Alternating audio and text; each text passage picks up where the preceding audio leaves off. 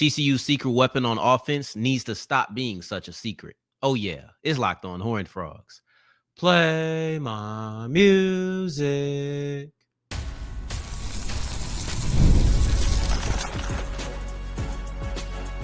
You are Locked On Horned Frogs, your daily podcast on the TCU Horned Frogs. Part of the Locked On Podcast Network, your team every day.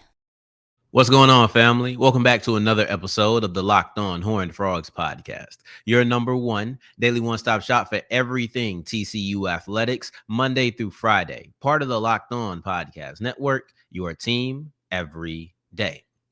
And I, of course, am Darrion Gray, a.k.a. the Mouth of the South, 817 Raised. And today's episode is brought to you by FanDuel. Now, new customers can get $300 back in bonus bets if their first $5 bet wins. Go to FanDuel today. We'll wrap up today's episode looking at TCU going into Big 12 play as an underdog versus Arizona State. You could frame it as disrespect if you want, but I am going to give the context on why this is the case. Segment 2, Kavorian Barnes is out for the second week in a row. So how did the TCU running backs perform in his first absence? But let's kick this whole thing off with TCU's secret weapon on offense that needs to stop being a secret, and it's Josh Hoover's legs. We saw it on display versus SMU, and I think it's time that we see it be a bigger part of the offense. Have you ever seen something and your mind just said, no way that I saw what I saw? Right? Like you see something in the distance possibly, and you just have to stare out there for a while and wonder, all right, I'm going to see it again. And that's how I'm going to know that I really saw what I saw. That's how I feel about Josh Hoover and his running ability. It feels like I saw it repeatedly, especially during the beginning part of the game, but I feel like I need to see it again. This isn't something that many people really saw coming outside of his teammates, outside of his coaches. Not a lot of people expected Josh Hoover to step out against SMU, and the first thing we're impressed with was his legs. That's not the way to winning that we thought of. We talked about Kevin Jennings using his legs. We talked about Josh Hoover being steady and using his arms. But now that we know that the ability to run is there, I think it's something we need to see more frequently. And I can tell that Coach Dykes has a lot of confidence in Hoover and his ability to run, because on 4th and 5, they chose to go with the QB draw. Now, you must understand, Hoover putting the ball in his hands is understandable. I was thinking maybe a short pass to the tight end, maybe something to Eric McAllister, something to Jordan Dwyer, something like that, where you're trusting your quarterback to throw it to one of your talented weapons, and you have a lot of them. I wasn't even expecting a run, period. I wasn't thinking Battle or Palmer would get in there. I wasn't thinking that. Or Payne, excuse me. I was looking for a passing play. So the ball being in Hoover's hands wasn't unexpected. But when I saw him run for the first down, I said, oh, okay, well, that caught you off guard. It's time for Josh Hoover's legs to stop being a play or a trait that catches the defense off guard, but instead is something that they continuously account for. Because I'm not sitting here saying that he's going to be Lamar Jackson. I'm not asking for him to run for 100 yards in any game. We say we're not expecting someone to run for 100 yards every game. I'm not expecting him to do that in any game. But what I would like to see is the exact usage of his legs that Josh Hoover believes, or excuse me, the exact purpose that Josh Hoover believes his legs can be used for. Hoover looked at his running ability and he said, I can stay ahead of the line. I can stay ahead of the defense, right? So that's just basically turning a 1st and 10 to a 2nd and 6. Turning it into a 2nd and 7, into a 3rd and short. That's what Hoover's legs are good for. I think, one, you need to use it for that. Secondly, on these handoffs, make it to where you have to account for Hoover. Make it to where you know Hoover could take that ball occasionally and get some yardage. Once again, not asking for him to be a 60-yard running guy. I'm not asking him to be an explosive threat. But what I am saying is if Hoover pulls that ball occasionally, he gets a solid 7 yards. He gets a solid 8. He gets 3. He gets 15, right? Like those times of catching the defense off guard, eventually you're going to have to commit a linebacker to scrape over the edge. You're going to have to commit a backside edge rusher to not chase down the line as quickly. Eventually, defenses are going to have to respond to Josh Hoover and his ability to run the football.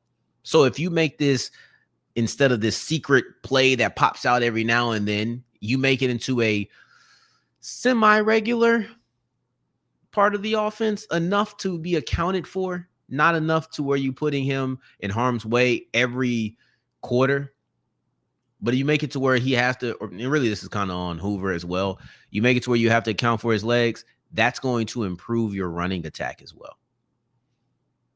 I already know it's going to be a part of the passing attack. We saw that. We saw his ability to throw on the run. He had multiple dimes on the run. I was surprised that he was only credited with one big time throw.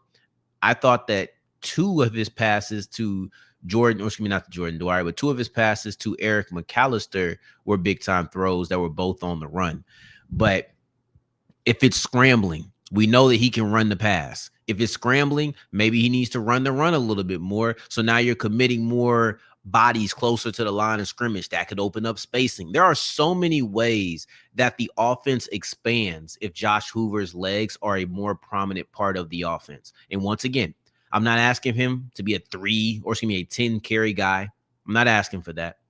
I do not need Josh Hoover to be a 10 carry guy in order for that to expand the offense. But if you can situationally, there's not even a number to put on it, situationally let him scramble or call plays for him, and he decides to scramble at times, that is going to make your offense explode, in my opinion.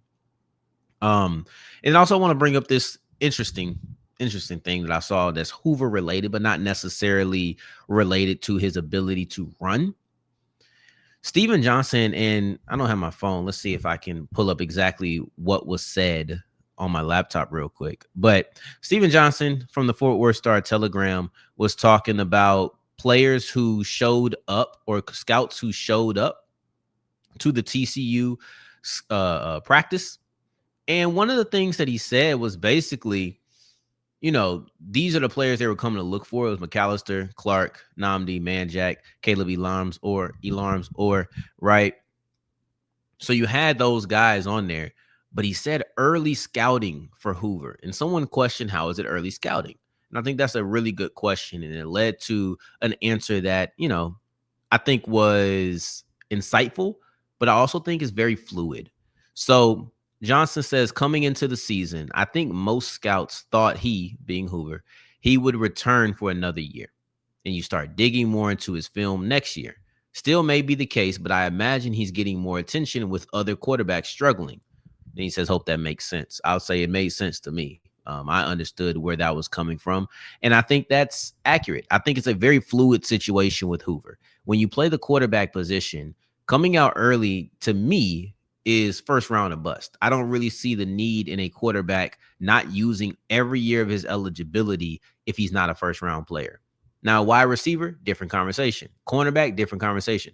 Literally every other position, different conversation. But when it comes to the quarterback, if you're not a first round pick, I just don't see the value in it. And right now, I don't think that he's generating first round pick buzz. So I imagine that he could stack up what looks to be a really good year this year, a really good year, and maybe turn it into a great year in 2026. Maybe have another really good year and just maximize that stock. That's what I really think is in his future.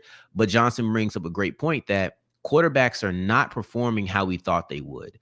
I think that by the end of the year, the top quarterbacks going into next year's draft class are not going to look like what we thought it would going into the season. It may be a guy like Mateer no one was talking about. It could be that instead of an Arch Manning, which was the talk of everybody going into the season.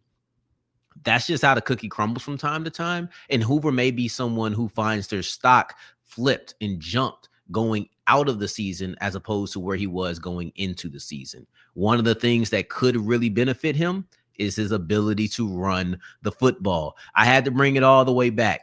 You can run the football to increase his stock. And let's just go in synopsis, right? Outside of just his NFL draft stock, Josh Hoover running the football more often is going to create spacing if you're talking about scrambling, because you're going to have to watch him in the run game, even when it's a pass play. You're going to create better opportunities for your running back if he's efficient, because Hoover and his ability to pull the ball on read options will eventually have to be respected. And until it's respected, it's going to be deadly. Once it's respected, now you're playing with a more even playing field for your running back. I just think that in general, this was used early in the game. This should be used very frequently. Once again, not putting a number on it, but I do think that Josh Hoover's ability to run could change how this offense is looked at. Now, as we push forward, another thing that's going to change what this offense looks like is Kavorian Barnes in his absence for the second week in a row. So let's take a look at how the running backs performed in week 1 and what I still want from that position that I don't think I will get until Barnes is back. Until Barnes is back, as we continue with Locked On Horned Frogs.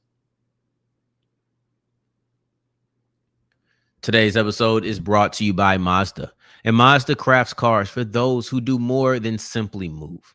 Mazda delivers confidence with every ride, and with more IIHS top safety picks than anyone else as of August 2025, you know that you can be comfortable. It's not just confidence in the way that it drives, it's confidence with how safe that you will feel inside your ride. From footwork to breath work, athletes sweat all the details. Mazda brings this same intention to how we craft every model. You can feel it in the Japanese craftsmanship in every detail, from the metallic accents to the available leather upholstery. You have to look at Mazda for everything inside and out. Like our players, we sweat every detail, because when you make every move count, impossible becomes irrelevant.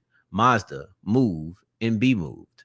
Today's episode is also brought to you by Monarch Money, and most people don't know everything that they have in their account. Most people don't know all of their investments are everything that they're worth. I'm talking 401ks, properties, investments, like we mentioned. And when you don't have the full picture, you are bound to leave money on the table.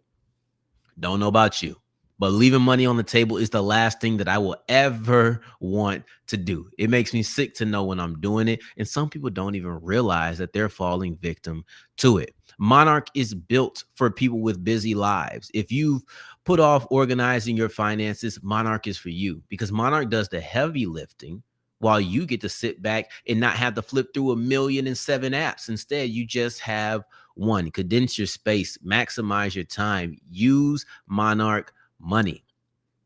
Don't let the financial opportunity slip through your cracks, or slip through your fingers. Yikes. Don't let financial opportunities slip through the cracks. Use code LOCKEDONCollege at monarchmoney.com in your browser for half off your first year. That's 50% off your first year at monarchmoney.com with the code LOCKEDONCollege. As we continue rolling on today's episode of Locked On Horned Frogs, I appreciate you for making this your first listen of the day. Every day for your second listen, make sure you're checking out Locked On Big 12, Locked On College Football. I actually just submitted something for a national program. So once I figure out where that lands, I'll tell you to go check that out too, in case you want to see an extra dose of me. We're talking about TCU cracking that top 25. They entered that quarter this week for the first time since 2023, and we talk about why that was the case. But as they continue to try to stay in that top 25, it is going to be more difficult without Kavorian Barnes. And with this being a short week, I kind of expected Barnes to either be a game time decision or miss today's or Friday's game. And shout out to me for recording late, right? Because if I would have recorded earlier, I had this segment kind of queued up to talk about how, we were unsure about his status and things of that nature. And then late Tuesday night, around 9 or 10, I can't remember, but around 9 or 10, it comes out with the injury report and Barnes is out. There's no going back and forth like it was with the SMU game. Maybe he'll play. We'll see on Thursday. It's up in the air. It's Tuesday, 3 days before the game, and Barnes has already been ruled out. Now, they already take an approach that is running back by committee-ish, but Barnes is the top guy in that room. He was the top guy in the first 2 games, and I would really like to see what this running back room looks like at full strength as well as in a competitive matchup, because seeing Barnes lead the team in carries with less than 15, I don't know if that's indicative of how they would approach a game versus SMU, versus Arizona State, versus Colorado, versus Kansas State, versus Baylor, versus Houston, right? Versus Iowa State. These are teams that you're going to have to play. And I know not all of them are quality opponents, so to speak, but they are all divisional or conference foes. So that is something to pay attention to. I just would like to see how a healthy Barnes fits into the TCU running back room in those type of scenarios. We won't get that idea in 2025, or whoa, knock on wood. We won't get that idea in this week's action versus Arizona State. But you do have pain and you do have battle. So ironically, both of those words are descriptions of how I would describe this situation without Kavorian Barnes. I do think it's a little bit of a painful situation. I do think that it's going to be a battle to get running back production against Arizona State without your lead back. However, you did a pretty good job with it against SMU, specifically with Trent Battle, who was very explosive. He didn't get 10 carries. He only got 7, but he passed 60 yards. You're looking at Payne, who was the threat that we always knew him to be. He averaged about 4.5 yards per carry, as well as adding contributions in the receiving game. And this is what you want out of this running back room when you don't get Kavorian Barnes. Like I told you, we're going to look at what I think was missing, but I'm going to hold off right now and first evaluate the 2 players who did play, because it was primarily a Payne and Battle game, which should have been expected. I look at those as the top 3 in the running back room. So if one were to go down, I expect it to be heavy on the other 2, specifically Barnes and Payne when everyone's healthy. And then I think Battle is right underneath there.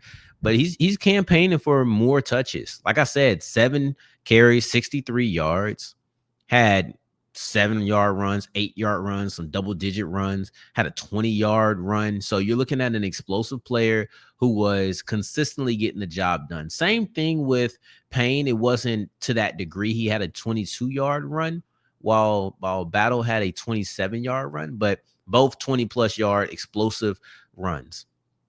The one thing I felt was missing was physicality, and that's just not going to be something that you see all the time. That's a Barnes thing. That's the reason I feel like I miss him, not just because he's a physical runner, or excuse me, not just because he's the lead runner, but because he's a physical runner. That's one of the reasons I think that I miss him in the lineup. But you're not going to get that. And that's just what it is. You're not going to get it. No need to cry over it. But I think that will be something to watch.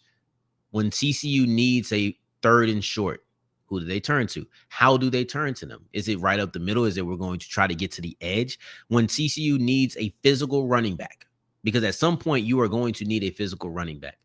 When that finally happens, are they able to get that out of anybody in their running back room? That'll be something to watch, because that's the one trait that I feel like of the top triumvirate, you're looking at, you don't necessarily get that in heavy dosage with the other 2. That's Barnes' job.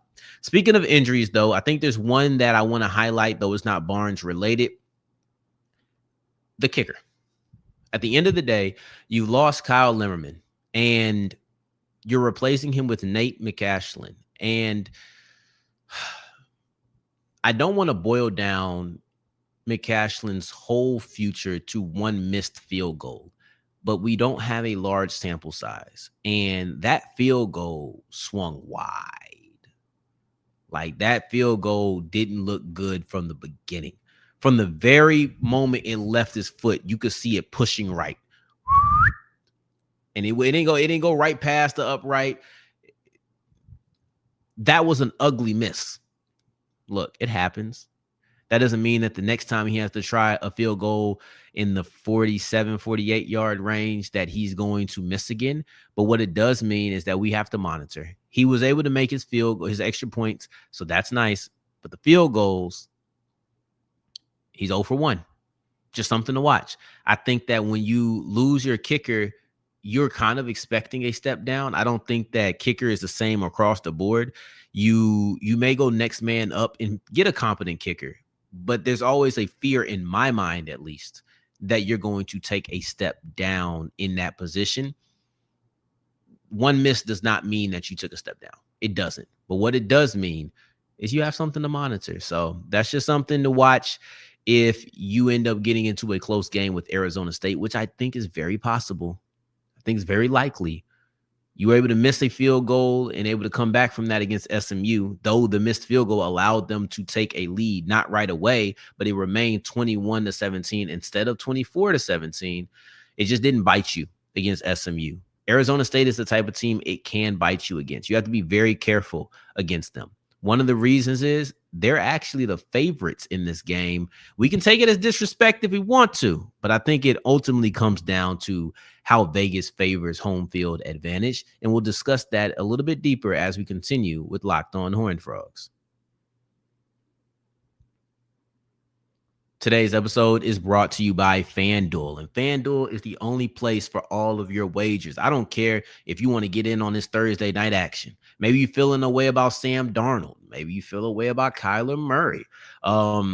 Shout out to James Conner, man. I hate seeing him go down with a season-ending injury. Honestly, one of the players that I root for more than anybody, but I also root for my viewers. I also root for you. Anybody who wants to use the code Locked On College, go to FanDuel.com, and if you're new to FanDuel, get $300 back in bonus bets. I didn't think that this would go on forever, or it won't go on forever. I didn't think it would go on this long. If you haven't taken advantage of the jump to FanDuel, please do it now. Because if you're a new customer, you get $300 back in bonus bets if your first $5 bet wins. It's simple. The NFL is here. NBA is around the corner. I don't know if that 300 stays all that long. So go ahead and get in on the action. Matter of fact, do it on Thursday Night Football tonight. Go to FanDuel.com and use the code Locked On College to get $300 back in bonus bets if your first $5 bet wins. As we're wrapping up today's episode of Locked On Horned Frogs, I appreciate you for making this your first listen of the day, every day, making all the way to segment 3, and I thank you 2 times for that. Thank you. Thank you. TCU opens up as an underdog in this game, and honestly, I don't think that this is disrespect. I think it is a great sign of just how much of a toss-up this matchup between TCU and Arizona State is. But if you want to take it as disrespect, I ain't mad at you. The reason is motivation comes from crazy ways. Trash talk comes from crazy ways. And I think that poo-pooing on the idea of taking this as disrespect does nothing, right? Like, I watched The Last Dance like many of us did when COVID broke out. I was sitting on my couch watching it. And one of the things that stood out to me, I don't know if it was to stand out to everybody, but this had to be top three standouts from the documentary for me, is once upon a time, Michael Jordan said that this guy who had a good game against the Bulls after the game said, "Nice game, Mike." And he took offense to it. He thought it was disrespectful. Thought the guy was talking trash to him. So the next game, Mike comes out and he goes absolutely bonkers. Use that as motivation. It later comes out that the guy never said that. And I found it super strange that Michael Jordan put out this fake quote. He put out the quote of someone disrespecting him just to motivate himself. The reason it was strange to me is because why did you feel the need to put that quote into the public to motivate yourself if you knew it was fake? I'll never understand it. Like that part doesn't make sense to me. But at the same time, whatever gets you motivated, whatever pushes you, do it. And I feel like the idea of being disrespected has been a common form of motivation throughout the year for TCU. So if you want to keep that theme rolling by saying, how is Arizona State the favorites in this game? I mean, TCU is the ranked opponent. TCU's coming off of a hot win. TCU is undefeated. Meanwhile, Arizona State has a loss on their resume. How are they the underdogs to Arizona State? I get it, and I respect it. And honestly, you won't get any comments from me. Go ahead. I think that being disrespected, or feeling disrespected, is a very common motivation in sports. Even if, 40 to 45% of the time it's some sort of delusion, it's some sort of sensitivity, it's still a great motivation. So if you want to say, how are we the underdogs? go ahead and go crazy. But I'll say this, the reason that TCU finds themselves as the underdog in this game is because Vegas favors home teams. There is a point not shave, but a curve that comes from being the home team. And they say typically Vegas will give you 3 points. Well, TCU is a 2.5 point underdog. If I'm not saying I'm a human calculator or anything like that, but what I will say is 2.5 points is less than 3. That tells me if this was on a neutral site, TCU would be the slight favorite. The only reason that Arizona State is the betting favorite is because of home field advantage.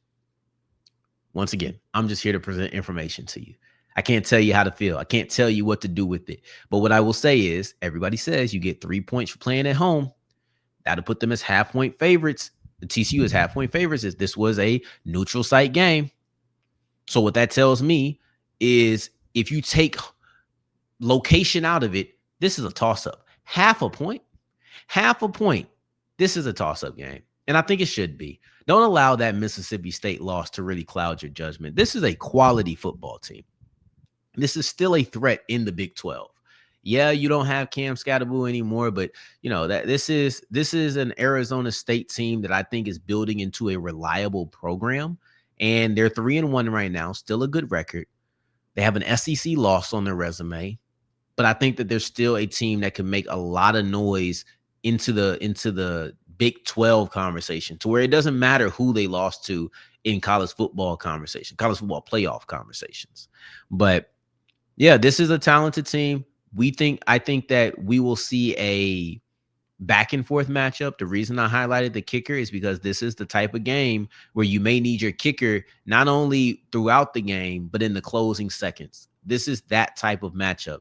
This is the type of game where you can never count a team out. And we're going to discuss how Arizona State continues to come back, how Arizona State continues to be resilient. And at no point can you ever let your foot off the gas on tomorrow's episode. So in the meantime, in between time, until the next time that we hear each other, family, take care, stay blessed. Peace.